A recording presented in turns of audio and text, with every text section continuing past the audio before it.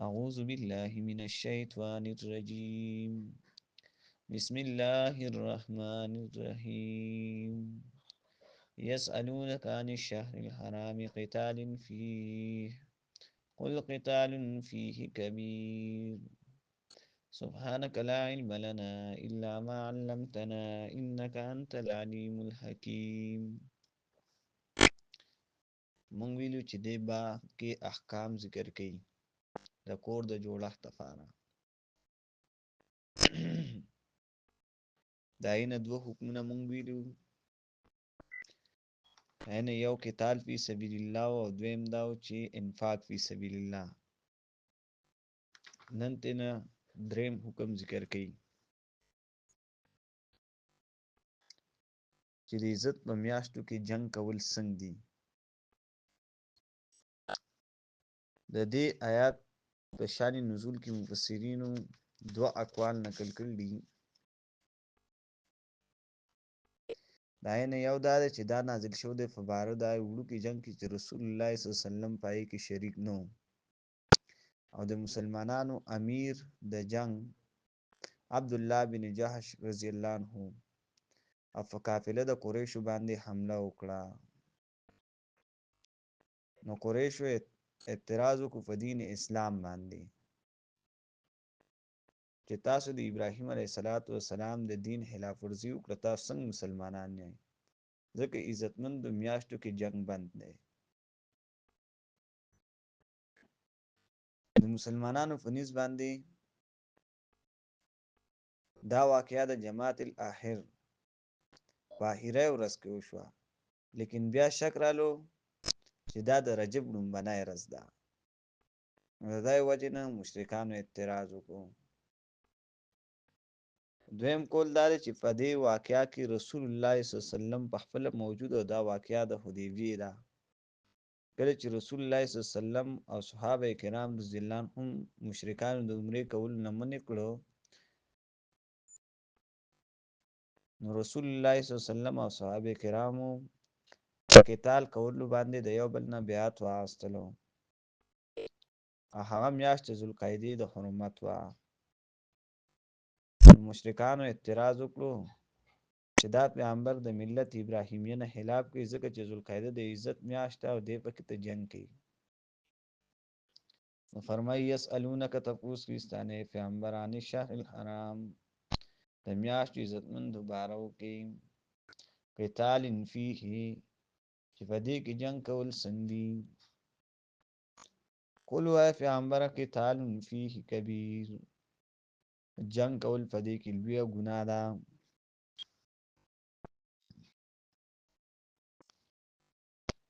دفاعي قتال په شهر حرام کې هم جایز دی چې د ځان دفاع پکې سړی کې د عزت میاشت کوم وي. دا اتفاقی قول د اهل علم دی. دا تفسیر کړل تفسیر احسن الکلام 115 صفحه دویم جلد.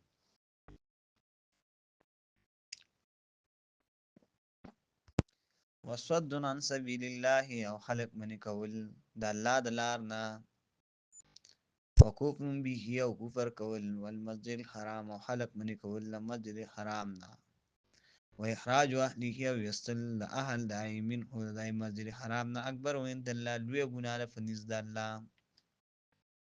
د دې ځای نه وروسته د قتال له مشرکانو شپږ علتونه ذکر کړي چې سره به قتال الله کوي چې خلق ته الله د لار نه منې کوي. دویم دا چې کفر یې پکې په کفر باندې کلک ولاړې او د کفر تبلیغ کوي. دریم دا چې خلق منې کوي د مسجد حرام نه. دریم څلورم دا چې خلق وباسي د مسجد حرام نه. پنځم دا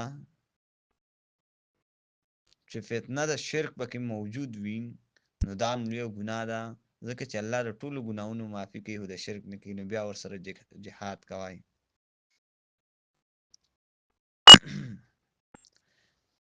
نو دی خو دا تپوس وکړو چې مسلمانانو زمونږ سړی وجل دی د عزت په میاشت کې، ادا په ملت ابراهیمیه کې نشته. نو دای جواب قرآن کریم کو چې تاسو ته دا سړی ښکاری چې دا وجلې شو د فعالتای سره، لیکن تاسو کې چې دا سوره خطایان دي دا د ځان نه وباسئ که نه. پښتو کې متل په دې باندې شیخ القرآن نعیم الله فتح الرحمن کې لیکي د باجوړ چې غلبیل لا فاسد کوزې ته وي چې تا کې دوه سوري دي. د مسلمانانو یو غلطي دي لیدله او خپل شل غلطۍ دي نه لیدلې، خپل شل کفري عقاید یې نه لیدلو. نو د هغې نه لومبی علت دا دی چې خلک د الله د لار نه منې کوي. یسألونک تپوس کې ستانه عن الشهر الحرام په میاشت عزتمندو بارو کې قتال فیه چې دې کې جنګ کول څنګه دي. قل وایه پیغمبره قتال فیه کبیر په دې میاشتو کې جنګ کول لویه ګناه دي، خو لیکن دا واورئ وصد عن سبیل الله وکفر به والمسجد الحرام، خلک د الله د لار نه اړولو، کفر کول په الله باندې او خلک منې کول د جومات عزتمند نه، و اخراج اهله منه اکبر عند الله، خلک ایستل د جومات نه په نزد د الله، والفتنه او شرک کول اکبر من القتل دا د مرګ نه لویه ګناه ده. خلک د جومات نه ایستل اهل دای دا څوک دی؟ قرآن او سنت والا د جومات نه ایستل دا کفر دی.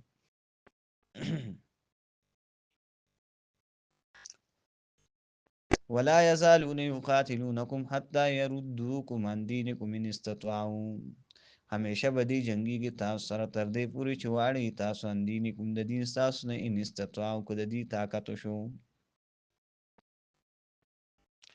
دی په خپلم د عزت د میاشتو لحاظ نه ساتي د عزتمندو میاشتو، لیکن که د دې طاقت شو په تاسو به لومبی حمله کوي. دا صرف دی د اعتراض تکړه دي، دا شپږم علت دی د دې سر د جهاد کولو. ومن يرتد منکم عن دینه، او څوک چې مرتد شو ستاسو نه دین فلنا فیموت او دی مړ شو هو کافرون او دی کافر په داسې حال کې فاولئک حبطت اعمالهم، پس دا کسان دي چې ضایع شو عملونه د دوی فی الدنیا په دنیا کې والآخرت یا په آخرت کې. فیموت وهو کافرون دی مرتد شو او توبه یې ونه کړه تر دې پورې چې دی مړ شو نو عمل ضایع شو برباد شو. حبطه لفظ په عربی کې او په لغت کې دې ته ویلی شي چې اوهان یو ضرري او نقصاني بوټی وخوري او خېټه یې وپړسېږي د هغې نه مړ شي، او د شریعت په اصطلاح کې باطل عمل ته ویلی شي چې سړی ځان ستړی کوي او چې ایمان پکې ته نه وي نو عمل یې ضایع شو. فاولئک دا کسان دي حبطت اعمالهم چې برباد شو عملونه د دوی فی الدنیا په دنیا کې والآخرت یا په آخرت کې. دنیا کې داسې عمل برباد شو چې د نه به د ښځه جدا کېدی شي، هغه به ترې نه جدا شي، نکاح به یې مات شي. دویم دا چې د سره به جنګ هم کېدی شي، دی به مړ کوي. دریم دا چې د نه به دوستانه ختم شي. دریم دا چې دنیا کې به دی برباد شي، یعنی میراث نه محروم شي، او په آخرت کې د محروم کېدل دی جنت نه او جهنم ته وځي، هلته دا تاوان وکړو. اولئک اصحاب النار دا کسان خاوندان د اور دي، هم فیها خالدون همیشه وي په دې اور کې. یو ځل بیا یسألونک تپوس کې پیغمبرستان عن الشهر الحرام په باره د میاشتو عزتمندو کې قتال فیه چې جنګ کول په دې کې څنګه دي. قل وایې پیغمبره قتال فیه کبیر په دې کې جنګ کول غټه ګناه ده، وصد عن سبیل الله او منع کول د خلکو د لارې د الله نه، وکفر به والمسجد الحرام او کفر کول په الله یعنی د الله د توحید نه انکار کول، والمسجد الحرام او منع کول خلک ته کور عزتمند نه، و اخراج اهله منه اکبر عند الله او یستل د حقدارو دای ادا حل دای نه اکبر عند الله دا غټه ګناه ده په نزد د الله، والفتنه اکبر من القتل او شرک کول ډیره غټه ګناه ده د قتل نه.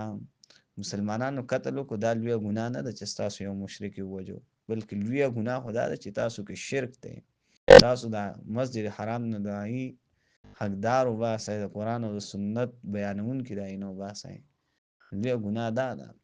ولا یزالون یقاتلونکم همیشه به دی جنګ کوي تاسو سره حتی تر دې حده پورې یردوکم عن دینکم ان استطاعوا چې وګرځي تاسو مرتد کی تاسو د دین تاسو نه ان استطاعوا که د دې طاقت شو وسع ورشو.